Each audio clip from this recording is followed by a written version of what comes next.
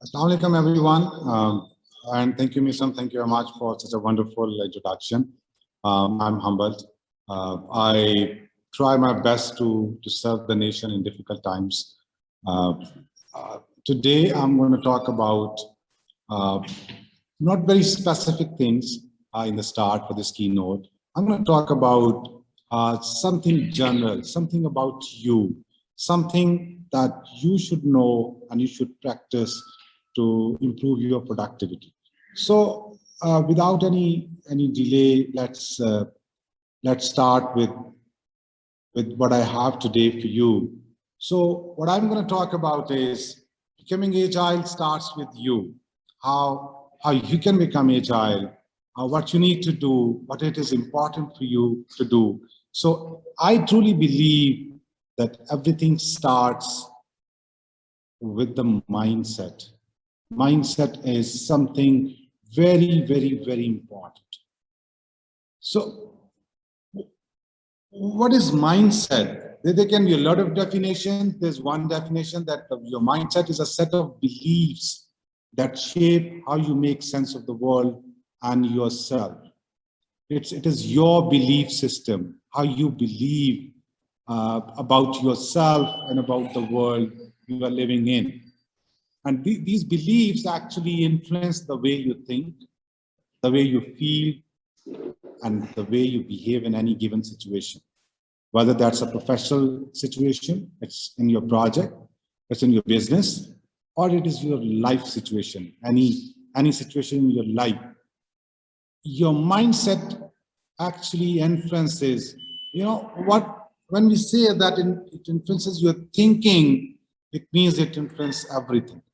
Because your thinking patterns then become your behaviors. So I truly believe that the human being means you can do anything that you want to do. Let me tell you a couple of stories. Let me show you a couple of pictures that how your mindset works and what you can do if you think that you can do it. It's all about whether you can think you can do it, or you think, it's not in my control, I can't do it. So the way you think shapes you. Let me show you something. Just have a look on this guy. He lost one leg, but he thought that he can do something, and he transformed himself. And you can see how good he transformed. Let's see somebody else. Let's meet Nick, the guy who born without limbs. And he's a skateboard player. He swims. He's an author. He's a writer. He's a good speaker. He's an astronaut. He's doing a lot of things. Why? Because he believed that he could do it. Again, it is all about your mind, the way you think. Let's see somebody else. Mallory. I met this woman in person on a conference in Los Angeles. She won the Paralympic swimming championship. And she told us a very touching story. She was a good swimmer. She had some back pain. The doctors advised her that, you'll have to have a couple of injections and you'll be fine. She got the first injection. She was fine. She went for the second injection. She got the injection. And after that injection, she lost control of her lower part of the body. So she was not able to even move.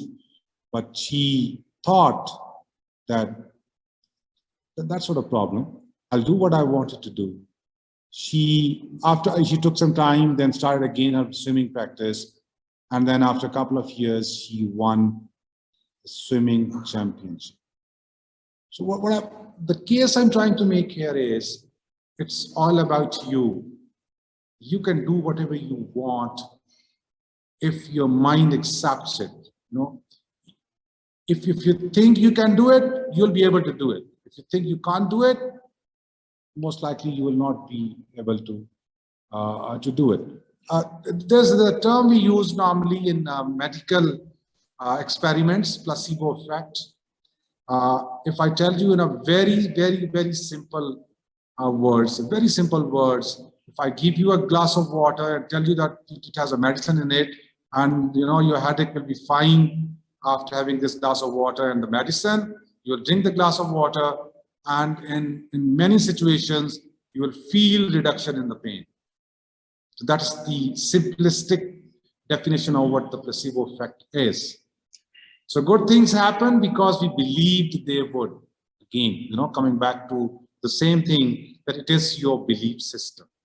So when you believe that you can make the change, you can do something better, you can be agile, you can be flexible, you can produce results on time, you can deliver your project on time, I believe you would be able to do it. So it is again your mindset. Okay, coming back to a bit of the specific things. One of the very famous researcher, she came up with the idea of the fixed mindset and the growth mindset. So she says that there are two types of people, one having the fixed mindset and the others having the growth mindset. Let's see what are the differences, what we see, what are the differences in these people. Okay. So the people with the fixed mindsets, they think they can't do it. See, the first thing that came to my mind is, again, your belief system. Your beliefs, the way you think yourself, the way that makes sense of the world to you. The people who think, no, I can't do it. It's not in my control. These people would actually avoid challenges. And when they face any hurdles, any obstacles, they give up so easily. See, I was thinking I can't do it. I knew I can't do it. These are the people who sees effort as the fruitless or the worst thing. They think, let's not make the efforts because we believe we can't do it. They cannot even take the feedback. They just ignore the feedback. They ignore the criticism. They don't see an opportunity in that criticism, in that feedback to grow or to improve themselves. And the most importantly, they feel threatened from the success of others. So just imagine if your colleague is progressing fast, your friend is progressing fast, one of your cousin is doing wonderful. If you feel jealous of that person, it means you might have some characteristics of the fixed mindset. These are the people who don't want to work hard, who don't want to work smart, who are the people who they just maintain the status quo. What happens when you think like this? You cannot achieve the full potential that you have. You cannot use your full potential to achieve your goals. And by this, you actually have a sort of a deterministic view of the world. You go to the dark side, you go to the negative side because you believe that, I can't do it.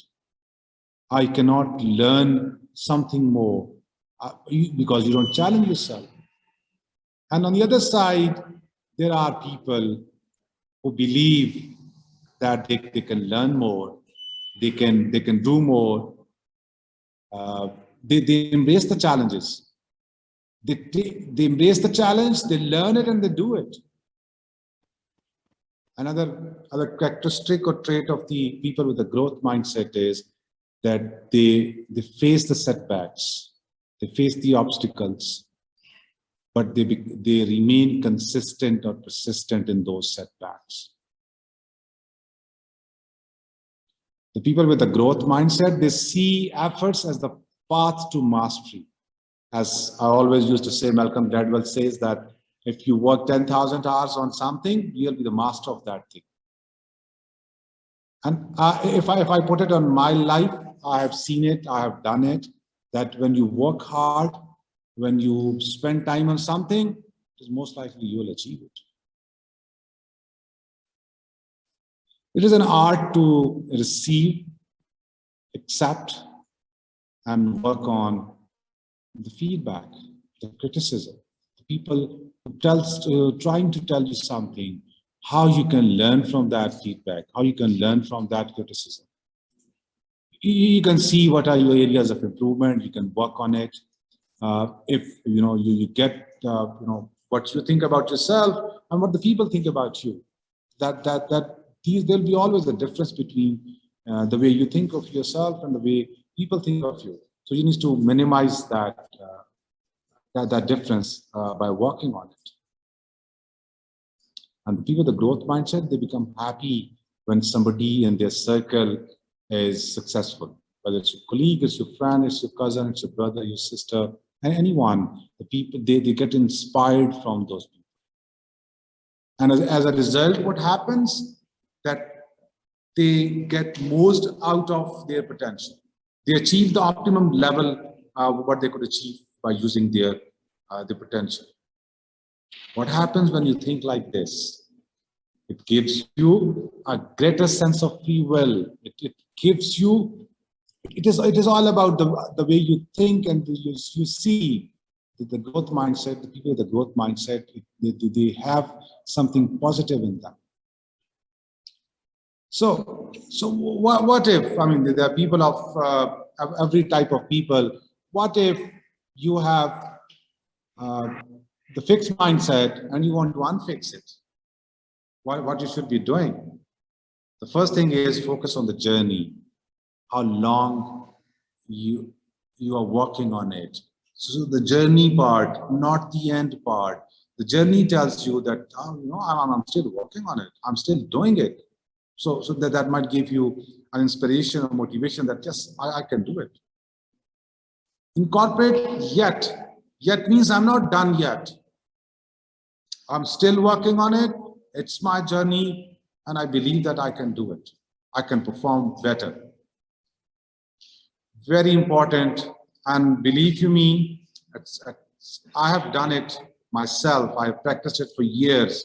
Pay attention to your thoughts. You need to focus on your thoughts. The way you think becomes your behavior, becomes your words. So whenever a negative thoughts comes into your mind, you need to reprogram your mind the way that you need to think positive instead of that negative thought. So thinking pattern need to be changed. And the last point here is that you take on challenges. You need to embrace challenges. You need to work on, is it something difficult? I'll do it. Let me give it a try and I'll do it. I know I can do it. So by employing these 4 practices, exercises, you can unfix your fixed mindset. Okay, now the next part, how you can develop a growth mindset. What should you be doing? Learn how to handle and learn from the failures. How to handle the failures and how to learn from it. It is always a lesson. If you succeeded, you got it. If you fail, you learned a lesson. You just need to understand how I can use that lesson for my future endeavors. Learn how to receive and even inspire criticism.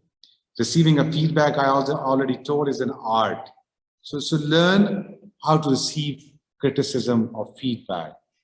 Reward yourself for the efforts, not the outcomes. You must be happy that you made a lot of efforts. It doesn't matter you reached at your goal fully or partially, but you made a lot of efforts. You should reward yourself on those efforts. Be realistically optimistic, be positive. This is something very important, to remain positive all the time, remain optimistic all the time. Identify your passion and pursue it with the zeal. The thing that you love, you can get most out of those things. So always do what you love and don't assume that you can't do it. Rather, you assume that you can do it and then see how far you can go with it. So I'm a big fan of this phrase, fake it till you make it. I would request all of you who are watching and listening that there's a TED talk of Fahmi Kadhi on your body language may shape who you are. I would request you to watch that video, like 14-15 minutes video. You would love it. Fake it till you make it. You can pretend that you're a more optimistic person. You can pretend that you are achieving your goals. That will help you to actually achieve those goals. Let me shift the focus on organizations. You know, organizations have also mindsets. And I love this one of the organizations, that's Southwest Airlines. They are very, very, very different airline than the rest of the airlines. They say we are a company of people, not planes. This is what distinguishes us from the other airlines. Create value, excellent service. That is their mission. So with that mindset, every single employee of Southwest Airlines would look different to you than other airlines. And again, as per my personal experience, I've traveled multiple times in Southwest Airlines in the US and the other airlines. They are different because they believe what they're saying. They believe that they are the company of people. They're here to help. They're here to have the best customer service. So since they believe it, it's their mindset, their values, their work, their ethics, their attitudes, everything is different. So what happens if you work in such organizations that we call it the agile organizations, and either you work with such leaders having the growth mindset, the agile leaders, what they do is they empower team members. They are the servant leaders. They empower others. They communicate the organization goals and then see how they react to success and failures. We talked about the journey, not the outcomes.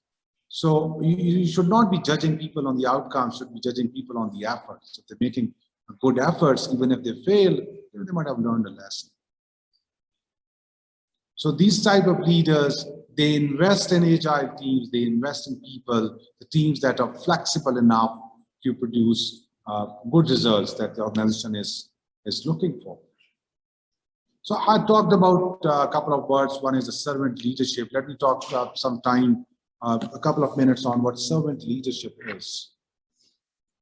You see, it is actually reversing this pyramid. In the traditional leadership, on top is a board of directors, then CEO, then executives, managers, and then employees. You just reverse it. So the most important are your employees. Everyone else is serving your employees, whether they're managers, executives, CEOs, board of directors. You actually reversed it. You are enabling people. You are helping them to achieve what is the organizational objective. They will achieve if you put them in the front, not at the end.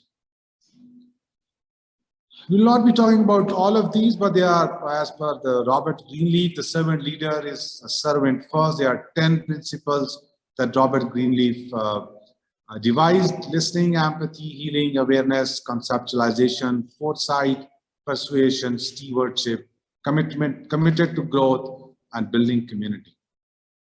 The people or the organizations who have a lot of these out of these 10 traits or characteristics, they create an enabling environment for the company, for the organization, and for the teams. And that enabling environment helps them to achieve better results. We've done a lot of experiments in different organizations, and they truly produce better results actually than by employing servant leadership. I'll talk about a couple of most important ones. One is the foresight. That has actually 3 elements: foresight, insight, and hindsight. What will happen? Seeing the future. Why did it happen? Why did it happen? See, this is the analysis part. You know, you go to the deep down and see why, if something happened, why it happened, what were the reasons, what were the contributing factors of those things, and what actually happened. This is the hindsight. So as a servant leader, as a growth mindset person, as an agile leader, you need to have these things in your mind. Okay, let's talk about the last part of the conversation, that is how to develop agile mindset. What you should be doing, what practices you should be doing. The first one is that review the Agile Manifesto or its 12 principles. It will become your habit. You become more open-minded, and it will make you more efficient if you review and talk about very often the Agile Manifesto and its 12 principles. Something very important, whether you're talking about your own life, your project, your business, your program, your goal, anything about the life, you need to define and organize clear goals. If you don't have a clear goal, you don't know what you're talking about.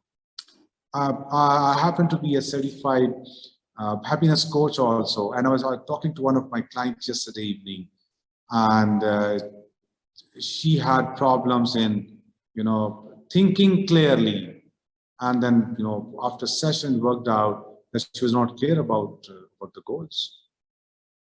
So you need to plan. First, define your clear goals. What are your life goals? That can be short-term, medium-term, long-term goals. Then you plan accordingly. Plan something very important. Planning is half a battle, I believe. And then decide the appropriate tools. Those tools will help you to achieve those goals. As an agile leader, as an agile team, you need to focus on the customer. Again, we were talking about the feedbacks. You need to take the customer feedback. Customer satisfaction should be your hallmark. And you should get insight from the customer trends, what the customers are saying, what the customers are, how the customers are behaving, what are their problems, what are their feedback, what is their criticism. That will help you to achieve more, whatever you are doing. And then practice critical thinking. Think objectively. Identify the problems and the relation of the people and situation. Evaluate the point of views and use a systematic approach. I would again say use a systematic approach to solve issues. Communication is something more than important when you're talking about agile. It means you have to foster the teamwork. You need to acknowledge skills and achievement. And most importantly, it's not about the I, it's about the we. So eliminate I and focus on we. It's all about the team. It's not about the individuals anymore. As a team, whether you succeed or you fail or you learn something new, it is all about the team. And for that, you need to be very, very, very transparent. Responsibilities should be clearly outlined. Budget should be accessible. Transparency at all levels. Why? Because it builds trust. And trust is, again, a very important pillar of your success and your achievements of your goals. Stay humble. Learn from your failures. People make mistakes. They learn from their mistakes. So do not go on the negative sides. Try to be humble. Try to be positive. Try to help people and enable people. So that is the last slide. There are a lot of, I think we already talked about it. There are a lot of benefits of a growth mindset and agile mindsets. You become more better, responsible leader. You empower individuals. People become more self-organizing. They improve the knowledge sharing. Face-to-face interactions improve. And it actually fulfills your transparency. At the last, I would say, dreams don't work unless you do. That's what John C. Maxwell said. So you need to plan on things. You need to work on things. With that, thank you very much. Thank you for having me on ARM 21. Thank you. Thank you so much for a very, very wonderful and informative talk. Before we conclude this talk or say goodbye to you for this talk, Naeem Saab, I would like to see if the audience have any questions, so we can then have those answered from yourself. So, guys, the audience, if you have any questions, please raise your hands. Then I can request or invite you guys to throw your question and have them answered from Mr. Naeem Iqbal. So, I'll wait for a while before asking Ptolemy then to announce the next speaker. Okay, Mubashir Aqeel. So, Mubashir, it is your turn, sir.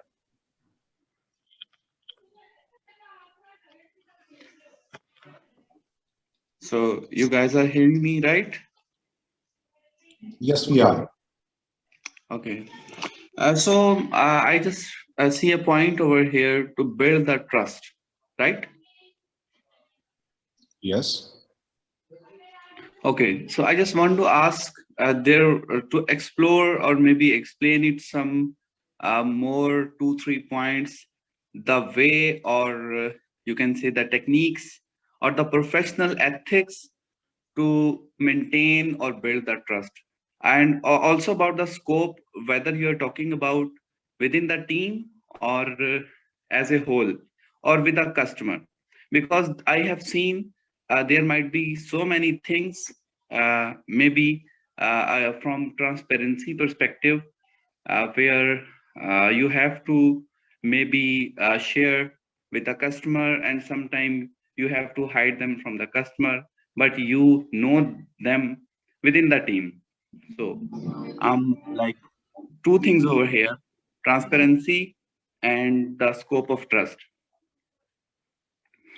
Okay, thank you, Misha. Thank you very much. A wonderful question.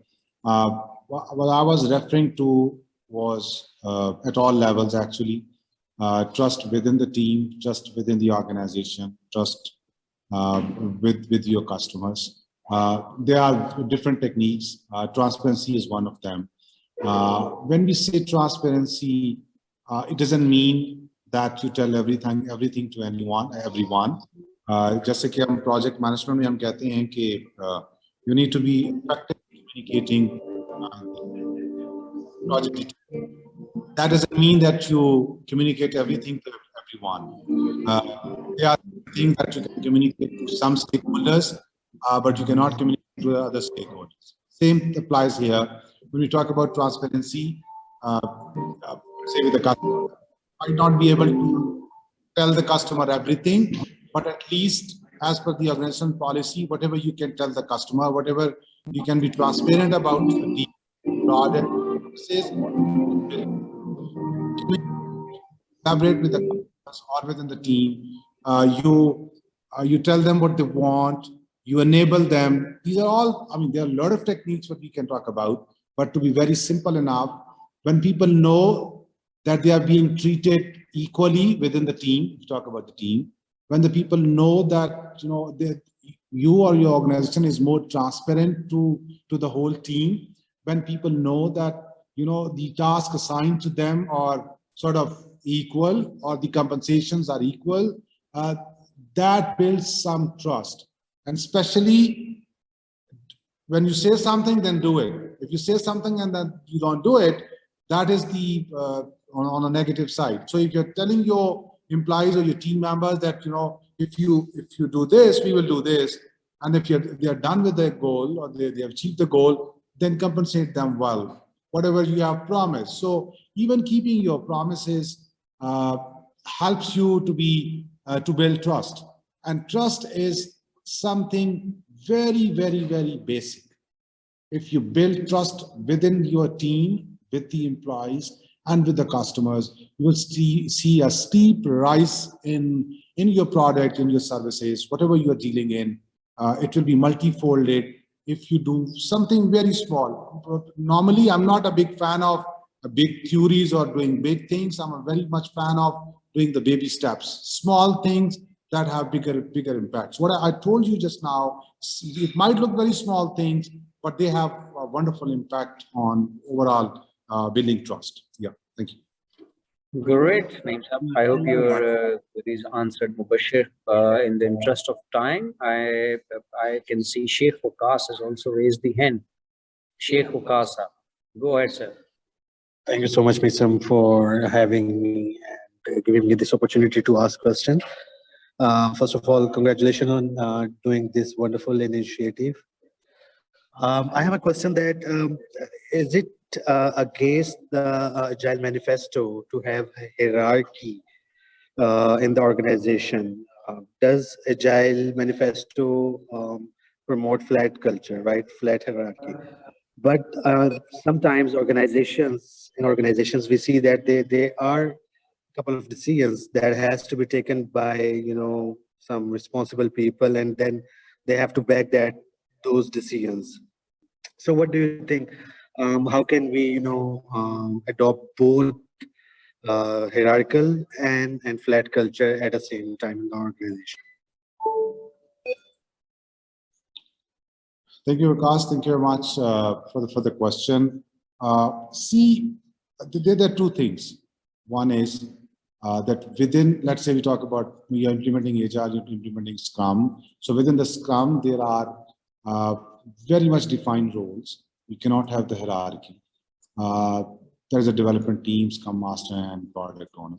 So the development team is the self-organizing team. You don't give them tasks. They work themselves. They're self-organized. But at the same time, when you talk about the organizational levels, even organizations with hierarchical structures can be the organization with the growth mindset or with the agile organizations, right? So both things, in my opinion, there are a lot of experts here. We have a lot of talks. There we have the panel discussion also. The question might be re-answered again in the panel discussion. But what I believe is that when you truly implement Agile, let's say we talk about Scrum, because 56% of the companies who adopt Agile, they adopt Scrum. In the Scrum, we have the flat structure, we have the defined role, but in the organizational level, even if you follow the hierarchy, you can still be Agile. And yes, I agree, sometimes you have to take decisions from probably, I won't say more responsible people, maybe on a strategic level. So I think that is very much possible. Great. So guys, one last question I would like to have. I can see two hands, Zahir Shah Saab and Ptolemy. Ptolemy, you want to ask? Okay. So I guess let's first, ladies first then. Simple. Very simplest. And then I would one more thing. I would like to request that we might not be able to take another question. Aisha, you'll have to wait, and probably the next talk. In the interest of time, of course, we have speakers from various parts of the world. They must have some other commitments as well. So humbly requesting that you should ask the question in the next talk, Aisha. I hope you won't mind. Follow me, go ahead, and then allow me to have a cup of tea. I would like to listen to you guys, and the next speaker, I'm anxiously waiting. I'm quite excited to listen to that gentleman coming after this question and this end of the talk. So over to you, follow me, and then please take the lead. Thank you. Sure, Misam. Thank you so much. And Naeem Saab, it was an awesome presentation. Thank you for that to start with. However, we were on the conversation of trust.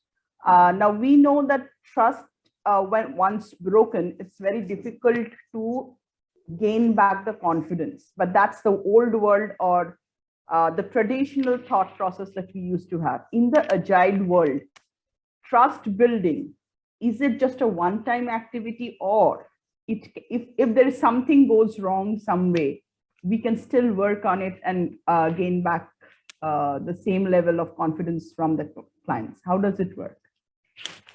A wonderful question. Thank you very much for the talk.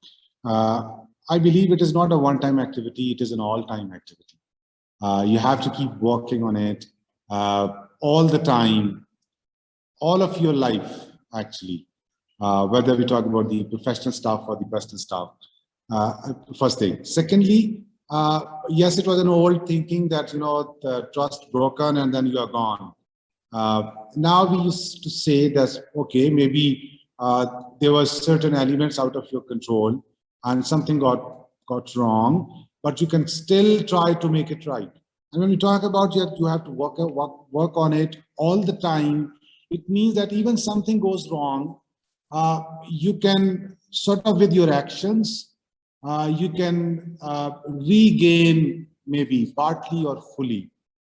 If you talk about, let's say, the team, so maybe you start keeping your promises, you become more transparent, you become more enabling, you create the environment that is more enabling.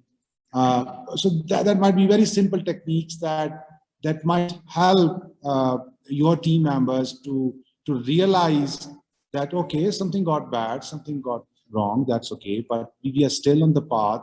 And I believe if you keep on working on rebuilding the trust, you can do it. I mean, there are a lot of techniques, we can talk a lot about it, but simply, I believe, yes, you can regain the trust by using simple techniques. Yeah, thank you.